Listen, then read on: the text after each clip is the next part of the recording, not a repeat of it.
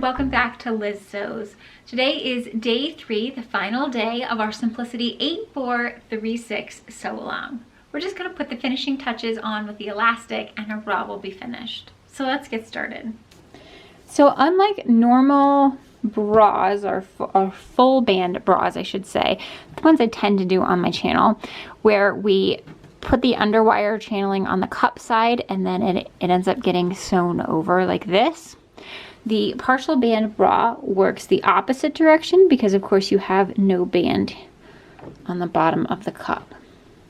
So we actually want to attach the underwire channeling from the band side of that seam allowance, and eventually it'll get sewn in towards the cup. And you can see here on the bottom where you just have that raw edge, you sew it in and then it folds in, and that's how it finishes the edge. So I'm going to take this over to the machine. I tend to not use pins when I am doing my underwire channeling. So I'm going to lay it like this with my band on top and my cup underneath. And I'm going to take my underwire channeling and butt it up against that seam line where I already have sewn the cups together. And I'm going to sew as close as I can to that edge with a straight stitch.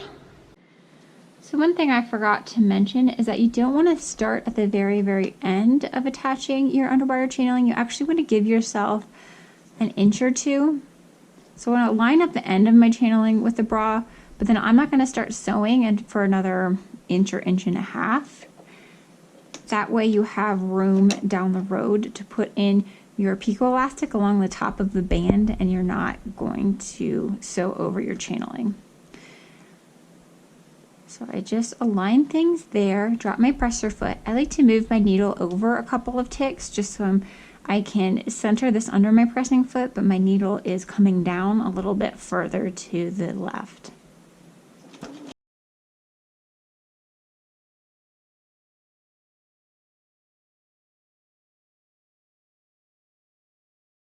And I back tacked that as well.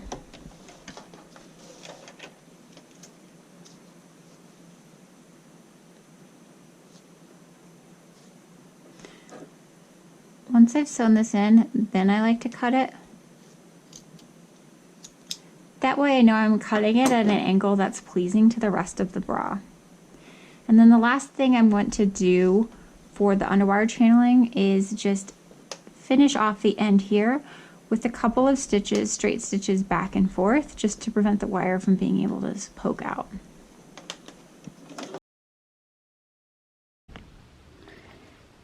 So here's what it looks like now that we've got that underwire channeling sewn in. Now you might notice like here where I've got a little bit of extra of that band peeking out. You can just trim that down and nobody's gonna know.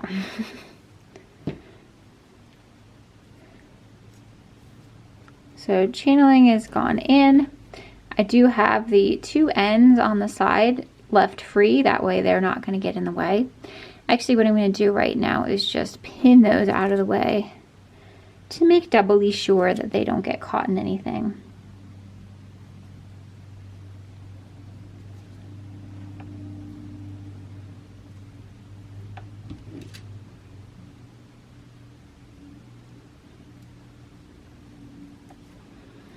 Okay. So we've already finished all of the bottoms, so now we just need to finish our two armhole curves. So this curve there and this curve there.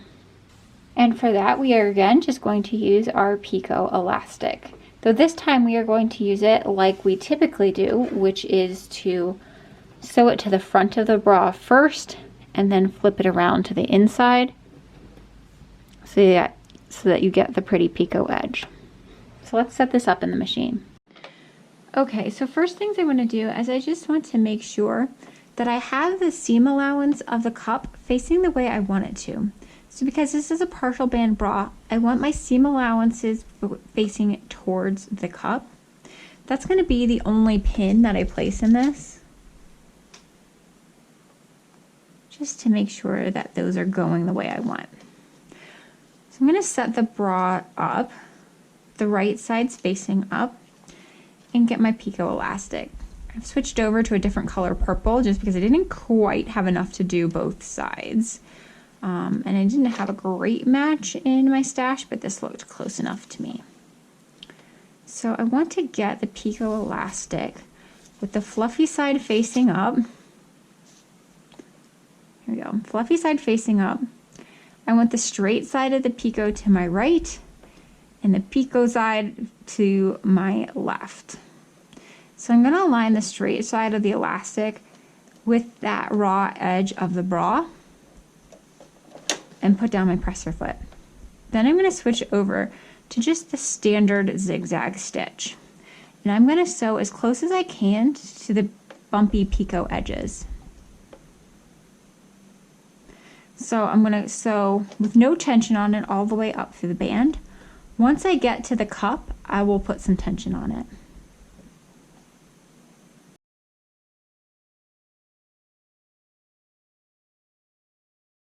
And now that I'm on the cup piece, you see that sort of dramatic curve that's going to go up under the arm.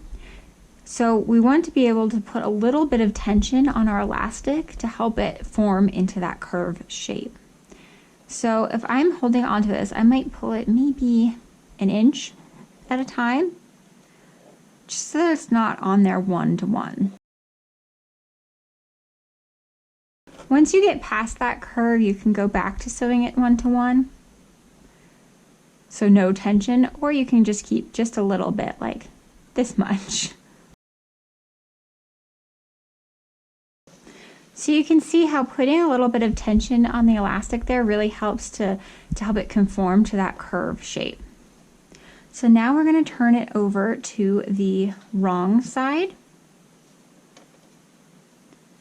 And then fold our elastic over with it. And this time we're going to sew as close as we can to the straight edge with that same zigzag stitch.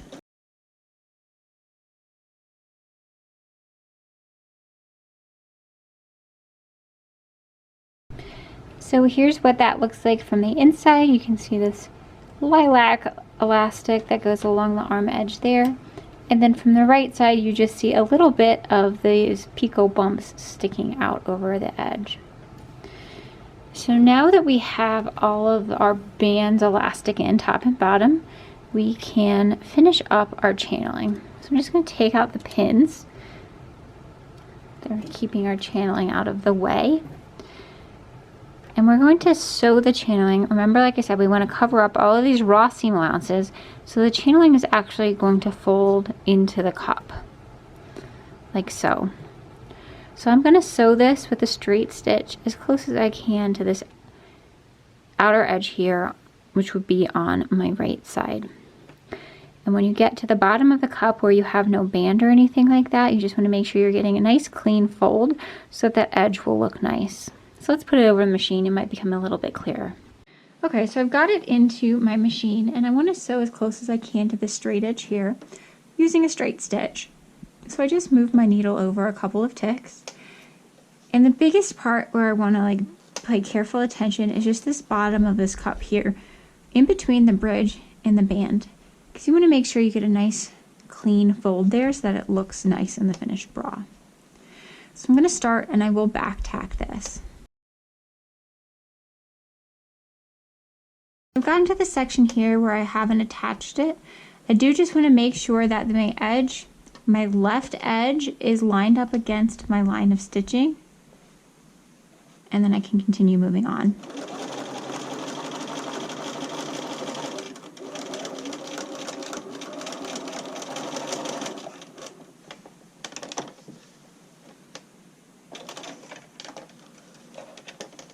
Now that I've attached it to the inside, I'm going to flip it over and attach it to the same line of stitching on the outside. This time I'm going to sew as close as I can to this outer edge.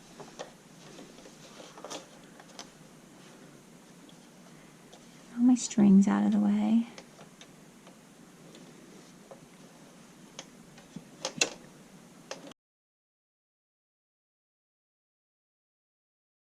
So now we should have something that looks like this. You can see here from the top, you see 2 lines of top stitching. And then on the inside, our underwire channeling is all sewn into place, and all those raw edges have sort of been covered up, and you don't have anything like sticking out. So now we're going to start off by putting in our wires. So I didn't actually have any plunge wires in my stash, so I basically made my own. So I measured how long they needed to be, and then I cut off, I think on these I cut off about 1.5 inches from the center front side to make them into plunge wires. So all I've done is used a pair of tin snips and cut it off, and then I cover the edge with some heat shrink tubing. Yeah, so I heat shrink it, and then I fold over the edge and just sort of like hold it in place, and it's sort of like gooey and tacky, and it will on the inside of the tube, so it once it dries it's completely rigid, but it should protect that edge from being sharp at all. If you don't have heat shrink tubing, you could also use like Plastidip. This is what I have in my house, and I actually think it's really fast and easy, and I haven't had any problems with it poking out. And with Plastidip, you're paying like, I don't know, $15–20 for a jar, which granted will last you forever, but since this is what I have, I think this is better for me. So what you're going to do is, when we put the channeling in, the channeling is actually a tube, so you want to get your wire in the middle of the channeling tube. And then just, sometimes it can be kind of a tight squeeze. We just get that all the way in. Okay, so once it's in, you should have probably about 1/4 inch here and 1/4 inch extra here to allow for wire play. And then I'm just going to take a straight stitch and secure the top of the channeling so that the wire is fully encased inside. So now we've got those wires in there. It's a little bit more rigid, and it's holding its shape better. So now we're going to work on the straps. So the straps I am using are already put together, but I'm going to show you how to do this really fast. Okay, so here's some strap elastic. So you have a sort of shiny satiny side and then a plush side, and that plush is what you're going to want against your body.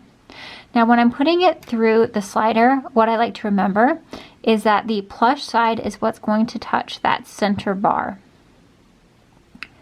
So I'm going to go up one section. You can see I have my plush side touching the center bar. And then I go back down the other section. Again, the plush side is inside. It's what's touching the center bar. And the satin side is touching the 2 exterior bars of your slider. Now I'm going to take this over to my machine and sew it with a straight stitch to secure the slider in place. So here's what it looks like. I like to do 2 passes, so down and back up. Then I want to go to the other edge of my elastic and put on a ring.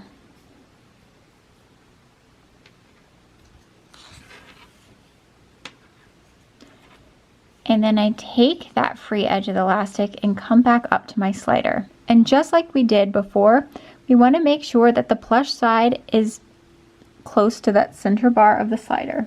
So we go up,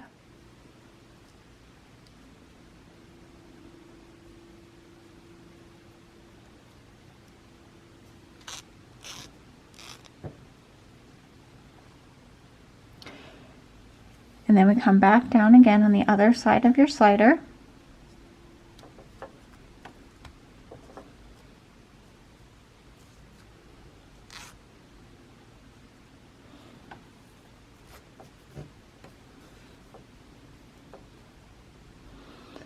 And now you should have an adjustable strap. So you can see that it goes there through the slider, back down, back to the ring, and then on the inside is where we secure the edge earlier. So now we want to attach our straps to the bra. We're going to take the side that has the ring and we're going to thread it through the upper edge of the bra. So these 2 straps. on here you can see I've just used 2 sliders instead of using a slider and a ring, but it works the same way. This is essentially what the ring was.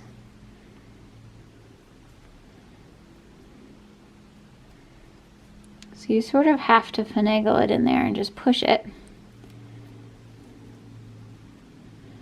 And then we will bring this over to the machine and sew this down to attach the strap. So now we have those straps attached to the front, and it looks like this. We can go ahead and attach them to the back. So I've made a line with some just washable marker that is 1 inch from the raw edge here. And I'm going to align that with the edge of my strap. Now you want to make sure you're not getting your strap tangled around. So right now, let's see. So right now mine is tangled. So you can see, you just sort of imagine the way the bra would be worn, right? Like this.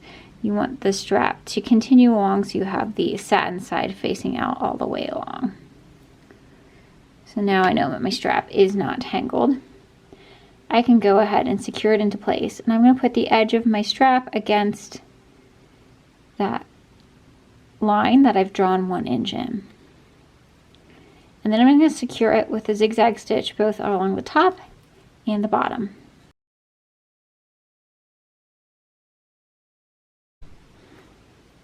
Okay, so once those are sewn in, it looks like this from the inside, and then from the outside it just attaches like that. So the very last step we have in our bra is to just put in our hook and eye closures, and then we'll be done. So with the bra having the wrong sides facing up, I'm going to go ahead and take the side that's on my left and curve it around like it's on the body. I'm going to take my eyes, and then there should be a little pocket in the edge of the eye that you can just slip the bra into. And then I'm going to sew this into place with a zigzag stitch. So you want the right side of the fabric with the eyes facing out.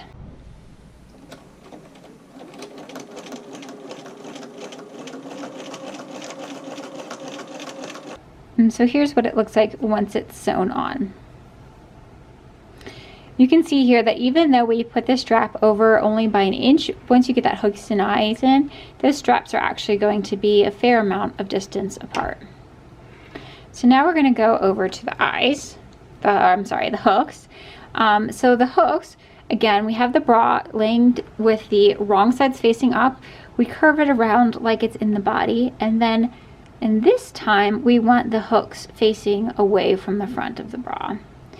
So we again have a little pocket that's in there that we just need to slide this inside.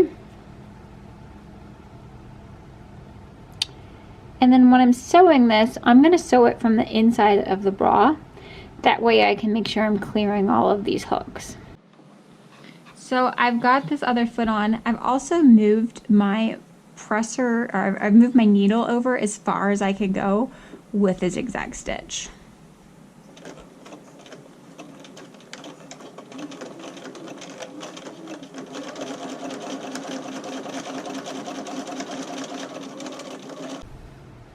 And here's what it looks like with that attached.